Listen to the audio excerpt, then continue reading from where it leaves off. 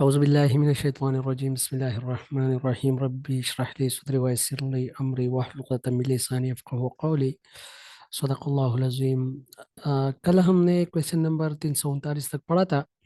तो question number 339 को दोबारा थोड़ा सा रिवाइज करते हैं। टेलर मॉडल के बारे में पूछा गया है, Tyler model of curriculum development. तो अगर हम टेलर मॉडल की बात करें, 1949 में रॉब टेलर ने ये मॉडल जो है ये पेश किया था करिकुलम का, जिसके 4 बेसिक एलिमेंट्स है।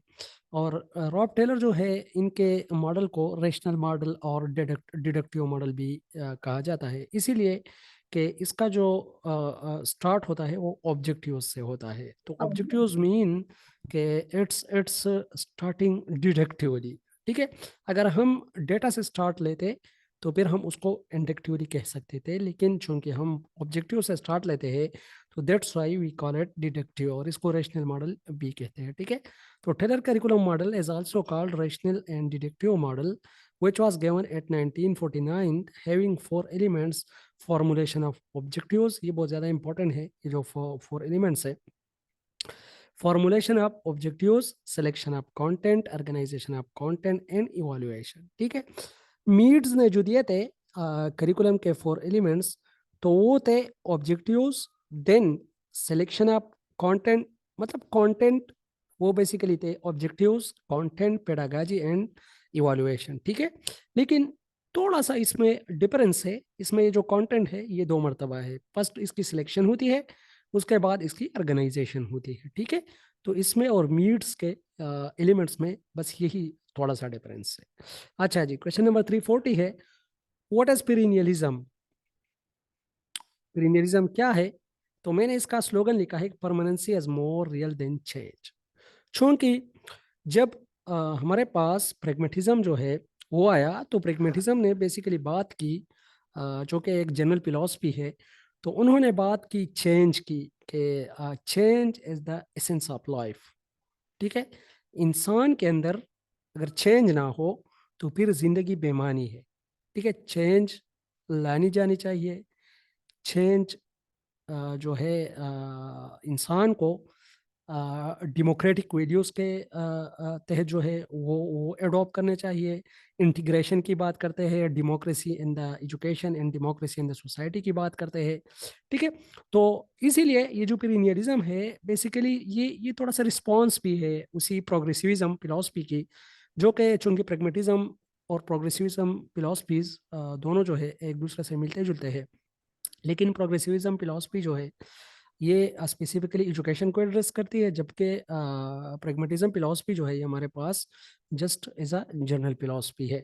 तो अगर हम देखें तो जो प्रोग्रेसिविज्म फिलॉसफी है हमारे साथ, तो वो चेंज की बात करते हैं। ठीक है, तो ये लोग कहते हैं कि ये जो चेंज की आप बात करते हो, तो इससे हमारे ट्रेडिशन को, इससे हमारे रिवायात को, हमारे नॉर्म्स, वैल्यूज, टेबोस, उनको खतरा है। तो इसीलिए ये कहते हैं कि नहीं, इंसान का नेचर हर जगह पर सेम है। तो जब इंसान का नेचर हर जगह पर सेम है तो एजुकेशन भी हर एक इंसान के लिए सेम होना चाहिए। मतलब ओवरऑल वर्ल्ड के लिए, सारी दुनिया के लिए एक जैसा एजुकेशन सिस्टम होना चाहिए। और इसीलिए ये कहते हैं कि permanency is more real than change, by Robert Hutchins. ये रॉबर्ट हचिंस की फिलॉसफी है, इसका जो फाउंडर है वो है रॉबर्ट हचिंस। एडलर, ये भी इसका एक प्रोपोनेंट है। ठीक है, believe on your lasting realities.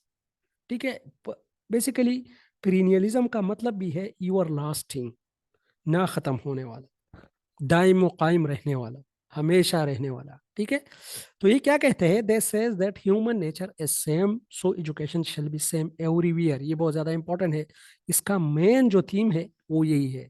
They are against change, they are against technology. ये देखो, ये टेक्नोलॉजी के भी अगेंस्ट है, क्योंकि ये नहीं चाहते कि टेक्नोलॉजी जो है वो हम अडॉप्ट कर ले, क्योंकि ये कहते हैं कि इससे कल्चर जो है, जो हमारी सिविलाइजेशन है, उसको खतरा होगा। स्टडी ऑफ ग्रेट बुक्स जो है, ये कॉन्सेप्ट भी दिया था ये एडलर ने। ठीक है, कि हर एक इंसान को at least 25 books per month, per year है मेरे ख्याल में कि पर मंथ है, ये मैं थोड़ा भूल गया हूँ, तो वो पढ़ने चाहिए। ठीक है, इन्होंने एक ग्रेट ग्रेट बुक प्रोग्राम दिया था। 3 आवर्स का कॉन्सेप्ट जो है ये हचिन ने दिया है, read, right and arithmetic. Reading, writing and arithmetic. ये भी रॉबर्ट हचन ने ये कॉन्सेप्ट दिया है, ठीक है। ह्यूमंस आर रेशनल बीइंग, ये कहते हैं कि human are rational being, western civilisation book shall be read, ठीक है। तो जो हमारे पास सिविलाइजेशन है, वेस्टर्न सिविलाइजेशन, उसके बुक्स पढ़ने चाहिए, ठीक है। अच्छा, क्वेश्चन नंबर 341 है। अच्छा, कोई और अगर पेरिनियलिज्म के हवाले से पॉइंट शेयर करना चाहता है या चाहती हो तो यू कैन शेयर, क्योंकि ये एक सब्जेक्टिव टाइप का क्वेश्चन है और फिलॉसफीज पे बहुत ज़्यादा हम बात कर सकते हैं।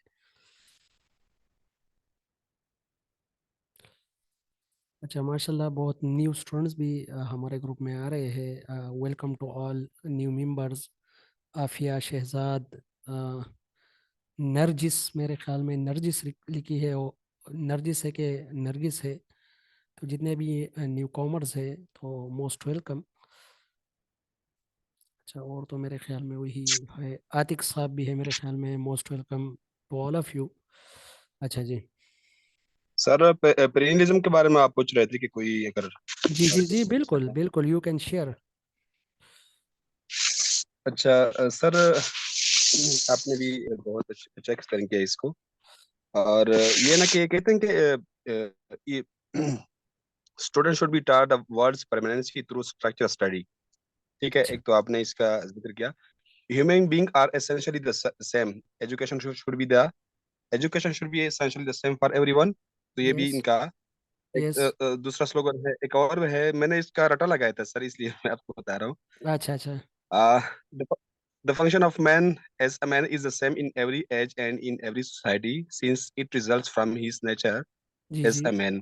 हम्म। और इसके अलावा जो है ये, हाँ सर, जो करिकुलम है इसमें, तो ये teachers are the authority in directing students through the curriculum. ठीक है, इसमें मतलब टीचर सेंटर्ड है वेरी समहाउ। गुड, वेरी और गुड, ये पॉइंट हाँ, बहुत वैलिड इसके पॉइंट। अलावा सोक्राटिक डायलॉग जो है ना, मतलब क्वेश्चनिंग आंसरिंग, उस पर भी बहुत ज्यादा फोकस जो है ना ये देते हैं। ठीक है सर। जी जी, वेरी और good. Also it's emphasis in placing thinking deeply and analytically. तो ये कुछ सर वेरी गुड, आपके। Very good, very valid point जो है, टीचर शुड बी ऑटोक्रेटिक। देखो, अ, ये इसी फिलॉसफी और की। जी जी जी। सर आपने सर ये जो है ना सर, ये ग्रेड बुक्स की सर आपने बात कीजिए जो है ना, ये पेनल्टीज में ग्रेड बुक्स जो है सिलेबस का ऐसा होता है। मतलब सर ग्रेड बुक्स से मुराद ऐसी किताबें होती हैं जो बड़े स्कॉलर के लिखे होते हैं, जैसा कि सर प्लेटो है, सुकरात है, अरिस्टाटल है। ये जो बड़े बड़े स्कॉलर है उनके जो बुक्स लिखे होते हैं, इसको सर ग्रेड बुक्स कहा जाता है। यहाँ पर सर आपने इसको भी एक्सप्लेन भी किया। Very good. तो इस तरह मेरे ख्याल में मेरे और दोस्तों ने भी इसके साथ इसको एक्सप्लेन किया पैनलिज्म को। सर ये मतलब सर इस फिलासफी का मतलब सर ऐसी चीज़ें पढ़ाना होता है जो एवर लास्टिंग हो, मतलब हमेशा हमेशा के लिए हो और हर ज़माने के लोगों के लिए आम हो। इसका ताल्लुक किस ज़माने से हो या किसी भी मुल्क से हो। मतलब सर इस फिलासफी में कि सर प्रिंसिपल पढ़ाए जाते हैं, न कि फैक्ट्स। सर इसमें फैक्ट्स नहीं पढ़ाए जाते बल्कि सर की प्रिंसिपल पढ़ाए जाते हैं, जो इसका सर मेन फोकस होता है। अच्छा, very good, very good, very okay. Good, well well explained. अच्छा, सिराज भाई ने एक पॉइंट शेयर किया और इसी तरह साबिर साहब ने बहुत अच्छे पॉइंट शेयर किए। सिराज साहब ने चूंकि एजुकेशन के हवाले से कुछ चीज़ें शेयर किए कि जाहिर बात है, हमने टीचर को देखना है, हमने क्लासरूम को देखना है, हमने टीचिंग मेथड्स को देखना है। तो ये चीज़ें इसमें इंपॉर्टेंट होती है। दो दो तीन तीन चीज़ें जो है आप लोगों ने इसमें मस्ट एक्सप्लेन करनी होती है हर एक फिलोसफी के अंदर, कि टीचर कैसा होना चाहिए, लर्निंग मेथड कैसा होना चाहिए, ठीक है। तो लर्निंग मेथड जो पीरिनियलिज्म का है वो सोक्रेटिक मेथड है, क्योंकि पीरिनियलिज्म के रूट जो है वो रियलिज्म और आइडियलिज्म से मिलते हैं। तो जब इन दोनों से मिलते हैं तो मीन के ये जो सोक्रेटिक मेथड है वो उसको प्रिफर करते हैं फर्स्ट। सेकंड, जिस तरह आइडियलिज्म कहते हैं कि the teacher should be direct instructor, mean it should adopt autocratic way, ठीक है। तो उसमें टीचर एक्टिव होगा और जो हमारे पास होंगे स्टूडेंट वो पेसिव होंगे, ठीक है। अच्छा जी, क्वेश्चन नंबर 341 है, what is the difference between statistic and parameter. ठीक है, तो अगर हम स्टैटिस्टिक और पैरामीटर की बात करें, बहुत ही आसान सी चीज़ है। पैरामीटर पी से स्टार्ट होता है, तो आप लोगों ने पॉपुलेशन को जहन में रखना है। पैरामीटर स्टार्ट फ्रॉम पी, तो इसीलिए पॉपुलेशन को भी आप लोगों ने जहन में याद रखना है। अगर हम ओवरऑल पॉपुलेशन पे काम करें और पॉपुलेशन से डेटा लेके पॉपुलेशन पे ही अप्लाई करें तो this is called parameter. Parameter में हम ज़्यादातर जो बहस करते हैं, जो काम करते हैं, वो पॉपुलेशन के ऊपर करते हैं डायरेक्ट। जबकि अगर फॉर एग्जांपल हम सैम्पलिंग सेलेक्ट करें और सैम्पलिंग के जरिए फिर हम डेटा कलेक्ट कर ले और उसी डेटा के इंटरप्रिटेशन करें, फिर उससे कंक्लूजन और एक सेंस निकाले, दिस इज स्टैटिस्टिक। तो बेसिकली स्टैटिस्टिक और रिसर्च के दरमियान थोड़ा सा डिफरेंस है। अगर आप लोग ये कहो कि the collection of data, interpretation of analysis of data, interpretation of the data and making conclusion is called research। ठीक है, तो आपने यहाँ पर यूज किया द कलेक्शन ऑफ डेटा। तो जस्ट आप लोगों ने ये एक चीज इससे रिमूव करनी है कि the collection of data, collection of data remove कर लो तो mean the analysis, the interpretation and making sense from the data is called statistic. Simple. Statistic में हम क्या करते हैं, डेटा कलेक्ट करते हैं, उसकी एनालिसिस करते हैं और फिर उसकी इंटरप्रिटेशन करते हैं। ये बेसिकली आम अल्फाज में इसको हम स्टैटिस्टिक कहते हैं। और जब पूछा जाए कि what is the difference between statistic and parameter, तो स्टैटिस्टिक में हम सैम्पलिंग करते हैं जबकि पैरामीटर में सैम्पलिंग नहीं होती। इसमें डायरेक्ट जो है पॉपुलेशन पे हम काम करते हैं। ठीक है, when we work and calculate a number from population is called parameter. We use mean, median and mode, मतलब ये चीजें हम यूज कर सकते हैं। while when we work and calculate a number from samples is called statistic। ठीक है, तो इसको हम स्टैटिस्टिक कहते हैं। सादा सा ये डिफरेंस है। अच्छा, मीन क्या है, मीडियन क्या है, मोड क्या है, ये तो मेरे ख्याल में मैं एक्सप्लेन कर भी चुका हूँ। या मीन, मीन एवरेज, मतलब number divided by total. For summation example, x और n ये जी इसका जी जी, फॉर्मूला है। ये जी जी very good, summation X divide by N. मतलब अगर हम कहें कि first 5, the average of first 5 even numbers, तो मतलब 2, 4, 6, 8, 10, इसको हम ऐड कर लेंगे और 5 पे डिवाइड करेंगे तो जो आया वो हमारे पास मीन होगा। Median is the middle value, मतलब 1, 2, 3, 4, 5, अगर हमें कहा जाए कि इसका मीडियन कैलकुलेट कर लो तो 1, 2 और 3 इसका मीडियन हो गया, बिल्कुल मिडल वैल्यू है। हाँ, अगर एक ऐसा केस आता है कि जिसके इवन नंबर हो, फॉर एग्जांपल अगर कहा जाए कि 1 से 6 तक आपने मीडियन पॉइंट आउट करना है, तो जो मिडल के 2 होंगे उसको प्लस करके 2 पे डिवाइड करनी है। फॉर एग्जांपल 1, 2, 3, 4, तो 3, 4 जो है ये मिडल में आ रहे हैं, तो आप लोगों ने 3 + 4 को ऐड करके इसको 2 पे डिवाइड करना है, तो मीन के 3.5 जो है ये इसका आ जाएगा हमारे पास एक मीडियन। और मोड जो है मोस्ट रिपीटेड वैल्यू, जो मतलब फॉर एग्जांपल अगर हम एक इक्वेशन को लिख के तो उसमें नंबर होंगे, आप लोगों ने फर्स्ट इसको असेंडिंग या डिसेंडिंग ऑर्डर में उसको लिखने हैं, फिर उसके बाद जो मोस्ट रिपीटेड वैल्यू होगा, फॉर एग्जांपल 2, 4, 4, 6, 8, तो ये जो 4, 4 है ये 2 दफा रिपीट हो रहा है, तो इसका मतलब ये कि इसका मोड हो गया। ठीक है, तो ये सिंपल सी चीज़ है। तो जस्ट स्टेटिस्टिक ये है कि हम सैम्पलिंग पे काम करें, पैरामीटर ये है कि हम ओवरऑल पॉपुलेशन पे काम करें। तो this the difference between statistic and population. अच्छा जी, थोड़ा आगे जाते हैं। क्वेश्चन नंबर 241 है, मेरे ख्याल में इतना विजिबल नहीं है थोड़ा। What is current what is current implemented educational policy. जो हमारे पास करंट एजुकेशनल पॉलिसी है वो नेशनल एजुकेशन पॉलिसी 2009 है। ठीक है, जो कि पीपल पार्टी की गवर्नमेंट में बनी थी 2009 के अंदर। और 2009 में एक और चीज़ भी आई थी जिसको हम कहते हैं NPSTs, national professional standards for teacher education. ये मेरे ख्याल में मैंने थर्ड है कि फोर्थ क्वेश्चन है, उसमें मैंने आप लोगों को NPSTs जो है वो पढ़ाए हैं। अगर नहीं पढ़ाए तो मैं उसको वेरीफाई करके आप लोगों को वंस अगेन पढ़ा लूंगा, ऐसा कोई बात नहीं है। 10 नेशनल प्रोफेशनल स्टैंडर्ड्स है टीचर के लिए, जो कि बहुत ज़्यादा इंपॉर्टेंट है। अगर पूछा जाए कि टीचर की कौन कौन सी क्वालिटीज़ होनी चाहिए, तो फर्स्ट आप लोगों ने committed to student, committed to pedagogy, and they shall know the NPSTs and work according to that, क्योंकि NPSTs बहुत ज़्यादा इंपॉर्टेंट है। अच्छा जी, 343 है, what are benefits of multimedia in classroom. तो अगर हम देखें क्लासरूम के अंदर मल्टीमीडिया, ये देखो मल्टी एंड मीडिया, जिसमें साउंड भी हो जिसमें पिक्चर भी हो, मल्टीमीडिया का मतलब यही है। ठीक है, multimedia mean sound plus picture, दोनों को हम मल्टीमीडिया कह सकते हैं।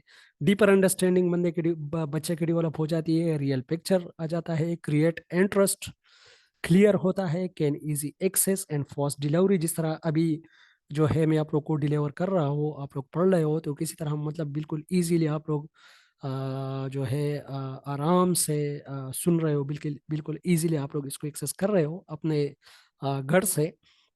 Can use in connected classroom, तो इसमें भी हम कनेक्ट कर सकते हैं, ठीक है। तो ये हमारे पास मल्टीमीडिया का यूज है, और भी इसमें बहुत ज़्यादा हो सकता है, मतलब रियल चीज़ को हम जो है वो देख सकते हैं इसके अंदर, ठीक है।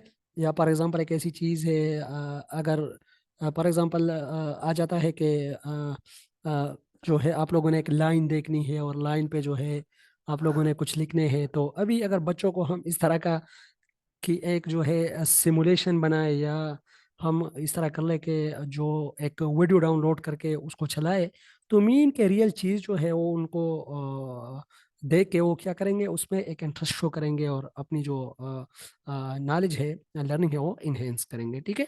अच्छा, क्वेश्चन नंबर 344 है, what is integrated learning approach. तो इंटीग्रेटेड का वर्ड जहाँ भी आएगा, तो जब हम दो तरीकों को मिला के लर्निंग के लिए या टीचिंग के लिए इस्तेमाल करते हैं, तो this is integrated learning approach.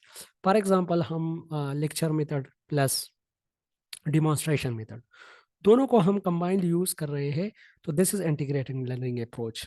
ये हमारे पास इंटीग्रेटेड लर्निंग अप्रोच हो गया। हाँ, अगर इंटीग्रेटेड करिकुलम के बारे में पूछा जाए, तो इंटीग्रेटेड करिकुलम वो होगा जो कि दो करिकुलम का मिक्स, एक मजमुआ हो। फॉर एग्जांपल एक नल करिकुलम है, एक जो है डेवलपमेंटल करिकुलम है, एक जो है हमारे पास हिडन करिकुलम है, इसी तरह और भी बहुत ज़्यादा करिकुलम्स है। तो ये सारे अगर हम दो करिकुलम को मिला के साथ साथ चले, ठीक है, this is integrated learning approach. और एक इंटीग्रेटेड करिकुलम वो भी है कि सर जो कि हम primary. Sir excuse me sir. जी जी।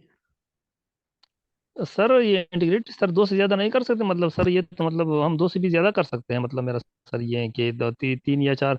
सर जिस तरह इंटीग्रेटेड सर करिकुलम होता है सर, इसमें मतलब बहुत से सब्जेक्ट्स को एक सब्जेक्ट में शामिल किया जाता है। हो सकता है, बिल्कुल हो तो सकता सर है, इसमें तो सर बिल्कुल कोई दो की बिल्कुल बात हो नहीं होती, सकता है। मतलब तीन चार या सर। जी जी, हो सकता है, Excuse me, बिल्कुल, sir. क्यों नहीं। जी जी। Sir, what is the difference between integrated and blended learning? Blended learning. अच्छा अच्छा, वेरी गुड। अच्छा, ब्लेंडेड लर्निंग जो है उसमें हम इस तरह करते हैं कि वो it's a type of online learning. Online plus physical, दोनों को जब हम मिला के यूज करें क्लासरूम के अंदर, कि जिसके अंदर फॉर एग्जांपल हम स्टूडेंट को टैबलेट दे दे, और उनसे कहे कि इसी टैबलेट के अंदर आप लोगों के लिए कुछ चीज़ें भी इंस्टॉल है, और आप लोगों की जो असेसमेंट होगी वो हो सकता है पिशावर से या जो है इब्टाबाद से कंट्रोल हो, और साथ साथ में हम उसको बुक्स भी दे दे, ठीक है। तो एक ये दे दो, ये देखो, ब्लेंडेड लर्निंग में physical environment plus online environment, ये दोनों जो है हमारे पास इन्वॉल्व होते हैं, ठीक है। लेकिन इंटीग्रेटेड लर्निंग में ज़रूरी नहीं है कि उसमें ऑनलाइन एनवायरनमेंट भी हो और फिजिकल भी हो, उसमें फिजिकल और फिजिकल भी हो सकते हैं, ठीक है। लेकिन यहाँ पर लर्निंग से मुराद, चूंकि learning is the product of teaching, तो इसीलिए दो टीचिंग मेथड्स को अगर हम कंबाइनली यूज कर ले, तो देन इसी इसी को हम जो है इंटीग्रेटेड लर्निंग कहते हैं। इसमें कोई रिस्ट्रिक्शन नहीं है, ये एक ब्रॉड टर्म है, ठीक है। जिस तरह हम इंटीग्रेटेड करिकुलम की बात करते हैं, तो ये हम ज़्यादातर यूज़ करते हैं प्राइमरी सतह पे, जिसमें डिफरेंट बुक्स को जो है कंबाइन करके एक किताब के अंदर प्रेजेंट किया जाता है टू डिक्रीज बस्ता लोड। स्पेसिफिकली ज़्यादातर उधर ही ये यूज़ होता है, ठीक है। लेकिन ब्लेंडेड लर्निंग, उसके साथ ब्लेंडेड लर्निंग के साथ एक फ्लिप्ड लर्निंग है, एक रोटेशनल लर्निंग है, ये सारे ब्लेंडेड लर्निंग के टाइप्स है। और इसको हम ऑनलाइन प्लस फिजिकल, ये दोनों मस्ट होंगे उसमें। अगर ऑनलाइन उसमें एब्सेंट हो गया, तो mean it's not blended learning. Okay, फिर सर okay. सर फिर सर इसको सर वर्चुअल लर्निंग कहते हैं, अगर इसमें सर फिर फिजिकल ना हो, फेस टू फेस ना हो सर, तो इसमें सर वर्चुअल, देखो वर्चुअल, सर इसको फिर वर्चुअल वर्चुअल लर्निंग है जो सिर्फ ऑनलाइन वर्चुअल ऑनलाइन जो हो। है, वर्चुअल जो है this is something else. Virtual is a broad terminology. अगर हम देखें, वर्चुअल के अंदर कॉन्फ्रेंसेस भी हो सकते हैं, असाइनमेंट भी हो सकते हैं, फीडबैक भी लिया जा सकता है, असेसमेंट भी होती है उसके अंदर, उसके अंदर डिग्री भी आपको अवार्ड की जाती है। मीन कि वर्चुअल जो है वो ऑल इन ऑल है। फिर जिस तरह वर्चुअल यूनिवर्सिटी है, तो उसमें सारी चीजें कंट्रोल होती है। लेकिन blended learning is is just type of learning ना, ये तो लर्निंग एक टाइप है।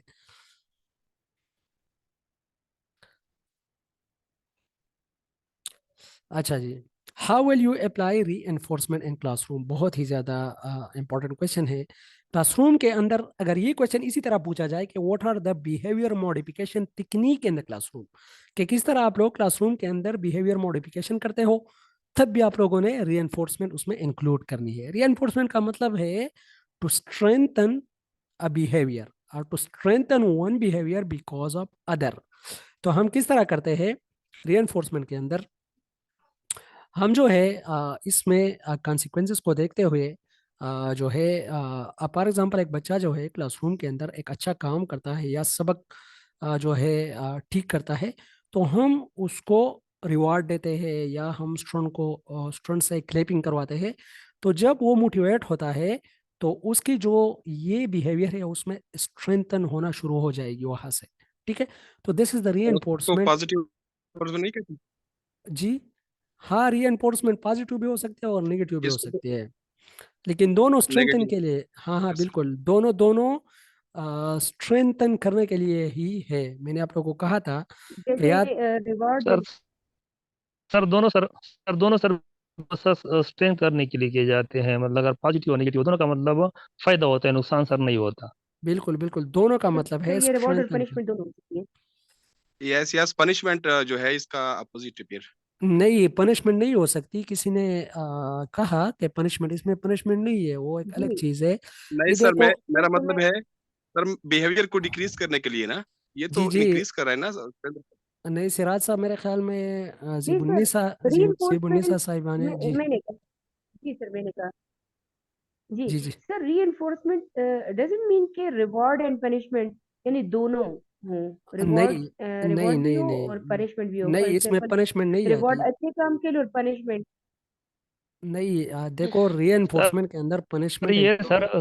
सर ये जो रेनफोर्समेंट है सर, इसमें सर पनिशमेंट नहीं आती सर, इसमें जो ना पॉजिटिव होता है और नेगेटिव होता है, लेकिन दोनों सर बिहेवियर को स्ट्रेंथन करने के लिए की जाती है, सर पनिशमेंट सर इसमें नहीं है, शामिल नहीं है, क्योंकि सर मैं पनिशमेंट जो है बिहेवियर, सर वो बिहेवियर को डिक्रीज करता नेगेटिव रिवॉर्ड वही कैसे बात होगा? कर रहा हूँ था नेगेटिव रिवॉर्ड सर, मैं कैसे साहब होगा? वही बात कर रहा हूँ आपकी, कि बिहेवियर को डिक्रीज कर रहा है ना पनिशमेंट में, वही बात कर रहा था। आपकी बात ठीक है, लेकिन पनिशमेंट भी बिहेवियर मॉडिफिकेशन का एक टेक्निक है मैडम, अगर आप मुझे सुन पा रहे हो तो। जी जी। लेकिन लेकिन रे एनफोर्समेंट में ही याद रखिएगा, मैंने जब आप लोगों को मैं पहले भी एक्सप्लेन कर चुका हूँ, जब री एनफोर्समेंट की बात आती है उसमें पनिशमेंट नहीं आती। Punishment mean a physical pain. ठीक है, तो फिजिकल पेन जो है पनिशमेंट में नहीं अ, सर, पनिशमेंट की दो टाइप्स है ना। कॉर्पोरल पनिशमेंट अलग है, वर्बल पनिशमेंट अलग है। इसके अलावा जो है तो ठीक है ठीक है आप ठीक है, मैं आपको जेस्चर्स के लिहाज मैं से पनिशमेंट। जी जी, मुझे मुझे थोड़ा थोड़ा सुनो आप, अभी आपका जो क्वेश्चन है वो क्लियर हो जाएगा। ठीक है, री एनफोर्समेंट में एक पॉजिटिव री एनफोर्समेंट है और एक नेगेटिव री एनफोर्समेंट है। पॉजिटिव री एनफोर्समेंट में इस तरह हम करते हैं कि फॉर एग्जांपल एक बच्चा है, उसने सबक जो है ठीक किया या होमवर्क किया है, आपने उसको उसके लिए क्लासरूम के अंदर थालियां बजाई स्टूडेंट से। तो अभी ये जो तालियां बजाना है, ये एक बिहेवियर को स्ट्रेंथन कर रहा है दूसरे बिहेवियर के साथ। ठीक है, ये भी स्ट्रेंथन हो रहा है। लेकिन अगर एक ऐसी सिचुएशन है कि फॉर एग्जांपल, मैंने पहले भी आप लोगों को एक एग्जांपल दिया था कि मेरी एक बच्ची थी, छोटी छोटी सी बच्ची है, तो मैं जब उसको स्कूल ले जाया करता था, तो पहले जब वो क्लासरूम में बैठती थी तो मतलब वो नहीं बैठती थी, वो कहती थी कि आपने मेरे साथ बैठना है, क्योंकि वहां पर वो हैबिचुअल नहीं थी, उनको आदत नहीं थी, बिल्कुल न्यू इन्वायरमेंट में जाती थी केजी क्लास को। तो जब मैं पहले उनके साथ बैठता था तो वहां पर खुश होती थी, और वो जो बिहेवियर है उसका क्लासरूम के अंदर बैठने का, वो उसके साथ स्ट्रेंथन हो रहा था। ठीक है, मेरे बैठने से उसके क्लासरूम में जो बैठने का जो बिहेवियर है वो स्ट्रेंथन हो रहा है, तो ये ठीक है, ये पॉजिटिव रेनफोर्समेंट है। फिर मैंने क्या किया, मैंने वहां से अपने आप को अरे एक्सटेंड करना शुरू किया। जब मैंने अपने आप को एक्सटेंड करना शुरू किया स्लोली स्लोली, मतलब फिर क्लासरूम हेलो के बाहर में बैठ जाता था। हेलो जी जी हेलो। जी, आपकी आवाज़ आ रही है जी हिरा साहिबा? अच्छा जी, तो जब मैंने थोड़ा थोड़ा फासला रखना शुरू किया आहिस्ता आहिस्ता, अभी मैं देखो, मैं मतलब उससे एक्सटेंड हो रहा हूँ स्लोली स्लोली। लेकिन वो जो बिहेवियर है उसका और भी जो है स्ट्रेंथन हो रहा है। ठीक है, तो मीन के दोनों सिचुएशन में रीएनफोर्समेंट के अंदर हमारा जो गोल होता है वो होता है कि जो बिहेवियर है वो स्ट्रेंथन हो, और पनिशमेंट में तो हम किसी बिहेवियर को रिमूव करने के लिए हम पनिशमेंट करते हैं, लेकिन रीएनफोर्समेंट में हम जो है बिहेवियर को दोनों सूरतों में हम इसको और जो है वो मजबूत करने के लिए ही यूज करते हैं। समझ लग गई? जी सर, बिल्कुल जी सर, सर थैंक बिल्कुल सर, इस तरह है सर। फॉर एग्जांपल सर, एक स्टूडेंट है, अब अगर मतलब अगर इसको आप कह देते हैं कि अगर आपकी फर्स्ट पोजीशन आ जाती है तो मैं आपको मतलब तो या सर उसका सर पेरेंट्स है उसको कह देते हैं कि अगर आपकी फर्स्ट पोजीशन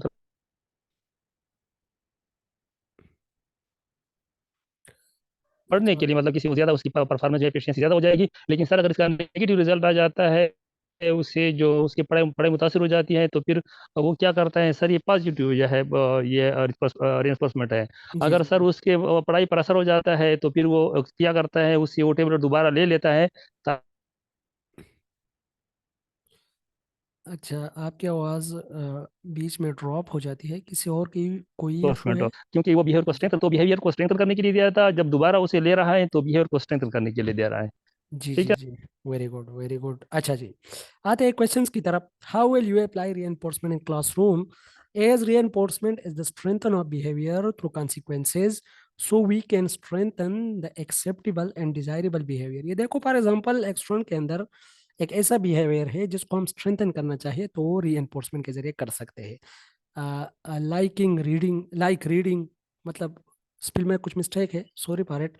लाइक रीडिंग हो गई, पंक्चुअलिटी हो गई, ट्रूथफुलनेस हो गया, या और भी अच्छे अच्छे हैबिट्स हो स्टूडेंट के अंदर, तो अगर हम उसको स्ट्रेंथन करना चाहे तो हम रीएनफोर्समेंट यूज कर सकते हैं। ठीक है, क्वेश्चन नंबर 346 है, which teaching method will be used while teaching any arts subject? तो याद रखिएगा, आर्ट्स सब्जेक्ट में डिस्कशन मेथड यूज हो सकता है, इसके अंदर कोऑपरेटिव मेथड यूज हो सकता है, ये टीचिंग मेथड्स है। ठीक है, कोलैबोरेटिव टीचिंग यूज हो सकता है, सिमुलेशन टीचिंग यूज हो सकता है। Simulation mean to present a real situation in unreal वे।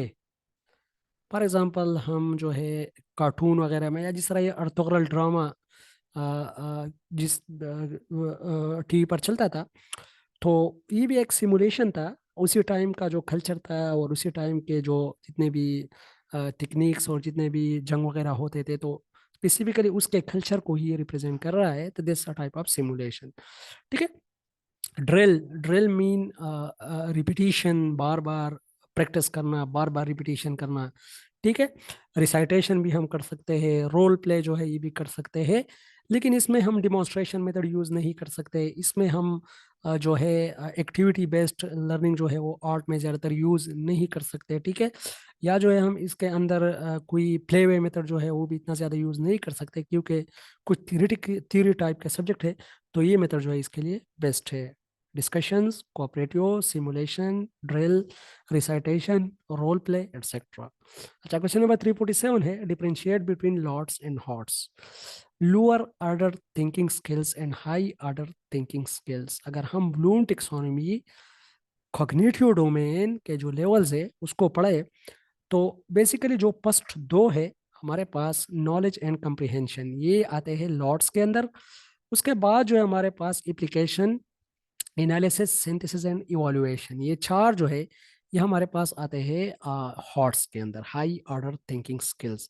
तो low order thinking skills are knowledge and comprehension, while higher order thinking skills includes application, analysis, synthesis and evaluation। ठीक है, क्योंकि इसका ताल्लुक जो है ये थोड़ा हाई लेवल स्किल्स के साथ है। ठीक है, क्वेश्चन नंबर 348 है, what is the contribution of sir Syed Ahmed Khan in educating the Muslims of subcontinent? तो सर सैयद अहमद खान की जो कंट्रीब्यूशन है वो तो बहुत ही ज़्यादा है। तहरीक अलीगढ़ को अगर हम देखें, तो अलीगढ़ मूवमेंट देखो, जो कि मदरसा मुरादाबाद इन्होंने 1959 है आई थिंक, 1962 के अंदर ये लगभग इसकी, सॉरी 18, उसकी उसी दौरान की बातें हैं। ठीक है, फिर scientific society 1863, MAO college 1975 and Aligarh university 1971 जो है, ये सारे जो है, कुछ कहते हैं कि 1971 है, कुछ कहते हैं 19 1921, कुछ कहते हैं 1921 है, कुछ कहते हैं कि ये 1920 है। ये जो MAO कॉलेज इन्होंने बनाया था 1875 के अंदर, तो तो ये अपग्रेड हुआ। पहले ये स्कूल था 1875 को, फिर 1877 को ये इसको कॉलेज का दर्जा दिया गया, MAO Mohammedan Anglo oriental college, ठीक है। फिर 1920 के दरमियान जो है इसको अलीगढ़ यूनिवर्सिटी का दर्जा दिया गया, ठीक है। तो ये सारा जो है सर सैयद अहमद खान के खिदमात है। कुछ कहते हैं कि कुछ बुक्स में अलीगढ़ यूनिवर्सिटी का जो डेट है वो 1921 लिखा है, लेकिन अगर आप लोग अलीगढ़ यूनिवर्सिटी का वेबसाइट खोलो, मैंने खुद ही सर्च किया है, सर्च आउट किया है, तो उसकी जो हिस्ट्री है सर उसमें 1920 है ये, हाँ बिल्कुल एग्जैक्ट उसमें 1920 है। 1920। अच्छा जी, 349 है डिफरेंशिएट एमंग। अच्छा, अगर एक ऐसा ऑब्जेक्टिव आ जाए कि वहाँ पर ऑप्शन 1921 अवेलेबल हो और ऑप्शन उसमें ना हो, ठीक है, तो फिर आप लोगों ने फिर 1921 को क्लिक करना है, ठीक है। अच्छा, differentiate among pre test, post test and pilot test. Pre test का मतलब यही है कि फॉर एग्जांपल अगर एक प्रोजेक्ट हम लंच करना चाहते हैं, तो उसी प्रोजेक्ट का अगर हम एक एलिमेंट टेस्ट करना चाहे, फॉर एग्जांपल एक प्रोजेक्ट है जिस तरह अभी ये जो इलेक्शंस आ रहे हैं, तो इसके लिए मुख्तलिफ जो है सॉफ्टवेयर्स और ऐप यूज़ हो रहे हैं, लेकिन उसमें स्पेसिफिकली एक जो है फॉर्म 45 के लिए, तो उसकी स्पेसिफिकली अब कुछ दिनों पहले एक ट्रायल बेस पे एक एक्सरसाइज हो रही थी कुछ टीचर्स हजरात की, प्रिजाइडिंग ऑफिसर्स की। तो उनका मतलब यही था कि ये जो एक चीज़ है, एक एलिमेंट है, इसको हम चेक करें, ठीक है। तो इसको हम प्री टेस्ट कहेंगे। तो याद रखिएगा, प्री टेस्ट के अंदर हम एक element of the whole pilot project, sorry, one element of the whole project को हम चेक करते हैं, ठीक है। पोस्ट टेस्ट में, अच्छा पायलट टेस्ट में हम क्या करते हैं फिर, ओवरऑल जो है, जो फॉर एग्जांपल एक टेस्ट है, ओवरऑल टेस्ट को जो है हम ट्रायल बेसिस पे चलाते हैं कि उसको चेक कर ले, ठीक है। जिस तरह फॉर एग्जांपल एक गाड़ी है और गाड़ी के अंदर इंजन है, तो अगर हम फॉर एग्जांपल गाड़ी स्टार्ट करने से पहले जस्ट इंजन को चेक करें तो ये हमारा प्री टेस्ट होगा, लेकिन अगर हम ओवरऑल गाड़ी को चेक करें तो ये हमारा पायलट टेस्ट होगा। इसलिए चेक कर रहे हैं कि हमने कोई लॉन्ग जर्नी पे जाना है, तो हमारा जो प्रोजेक्ट है, मेन प्रोजेक्ट, वो लॉन्ग जर्नी है, लेकिन इससे पहले हम ओवरऑल गाड़ी को जो ड्राइव कर रहे हैं, this is our pilot test, ठीक है। और प्री टेस्ट जस्ट एक एलिमेंट को ही हम करते हैं, और पोस्ट टेस्ट हम रिलायबिलिटी के लिए करते हैं कि आया ये जो हमारे पास ये जो टेस्ट है इसमें कुछ रिलायबिलिटी है कि नहीं है, ठीक है। पोस्ट टेस्ट मीन कि जब एक टेस्ट हो जाए उसके बाद उसको अगेन आप करते हो, तो दिस इज पोस्ट टेस्ट, ठीक है। अच्छा जी, pre test is a test, pre-test is a test of one or a few elements of the survey, usually without testing other elements of the survey. ये देखो, while pilot testing is a complete run of the original project on trial basis, ठीक है। ये दोनों important है, इसलिए post test जो है वो मैंने यहाँ पर मेंशन नहीं किया। पोस्ट टेस्ट जो होता है वो ज़्यादातर यूज इतना नहीं होता, ना पूछा जाता है, लेकिन पोस्ट टेस्ट जस्ट रिलायबिलिटी के लिए ही हम यूज करते हैं कि फॉर एग्जांपल एक टेस्ट है उसमें रिलायबिलिटी है कि नहीं है। डेटा कलेक्ट हो जाएगा, बाद में फिर करेक्ट हो जाएगा, दोनों डेटा को हम कंपेयर करेंगे कि उसमें कितना जो है कोरिलेशन है, ठीक है। तो इसीलिए हम पोस्ट टेस्ट जो है वो करते हैं। अच्छा जी, question number 350, what was charter act and wood dispatch. तो अगर चार्टर एक्ट जो है ये 1813 में आया था, जबकि वुड डिस्पैच 1854 के अंदर आया था। चार्टर एक्ट ये ब्रिटिश पार्लियामेंट ने पास किया था, और उसी दौरान 1 लाख रुपए जो है एजुकेशन के लिए मुख्तस किए गए। और ये चार्टर एक्ट जो है ये 20 साल के लिए पेश किया गया था, लेकिन अनफॉर्चुनेटली उसी टाइम एक डिबेट चली, मैंने आप लोगों को पहले ही पढ़ाया था। एक इंग्लिश पसंद लोग थे, इंग्लिसिस्ट, एक ओरिएंटलिस्ट थे, जो कि उसी टाइम में जो लोकल पीपल थे। तो इंग्लिसिस्ट और ओरिएंटलिस्ट के दरमियान एक बहस छिड़ गई। इंग्लिसिस्ट कहते थे कि मीडियम ऑफ इंस्ट्रक्शन इंग्लिश होना चाहिए, ओरिएंटलिस्ट कहते थे कि नहीं, मीडियम ऑफ इंस्ट्रक्शन जो है यहाँ पर लोकल लैंग्वेजेस होने चाहिए। तो दैट्स वाई ये जो डिबेट है ये चलते चलते 1823 तक पहुंची, और 1823 को ही ये जो है फिर इम्प्लीमेंट हो सका ये चार्टर एक्ट, और जस्ट 10 साल के लिए चला, और 10 इसके अंदर ये एबॉलिश हुआ, ख़त्म हुआ, और फिर लॉर्ड मैकाले रिपोर्ट आ गया इसके बाद 1835 में। ठीक है, वुड डिस्पैच जो है 1854 को आया है, और इसको Magna carta of India education या इंडियन एजुकेशन भी कहते हैं, जो कि बहुत ज़्यादा इंपॉर्टेंट है कि इंडियन एजुकेशन का सबसे जो मोस्ट इंपॉर्टेंट चीज़ है वो डिस्पैच है। और इसी के अंदर इंग्लिश प्लस लोकल लैंग्वेजेस दोनों को जो है वो दर्जा दिया गया कि इंग्लिश लैंग्वेजेस भी हो सकते हैं और लोकल लैंग्वेजेस भी हो सकते हैं।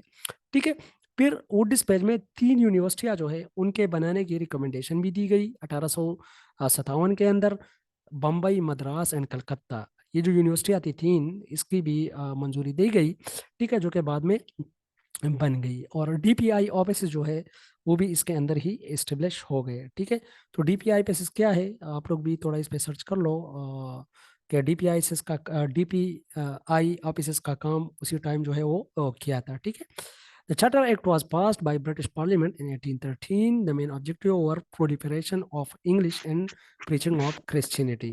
ठीक है, अच्छा, इसका 2 ऑब्जेक्टिव थे, preaching of Christianity and proliferation sir of English। ये जी जी जी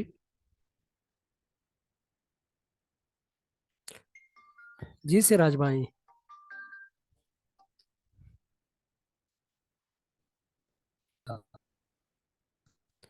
सर ये DPI directorate of public instructions, I think so यही है। हाँ बिल्कुल, एब्रीवेशन तो इसी चीज़ का है, लेकिन इसका फंक्शन क्या है?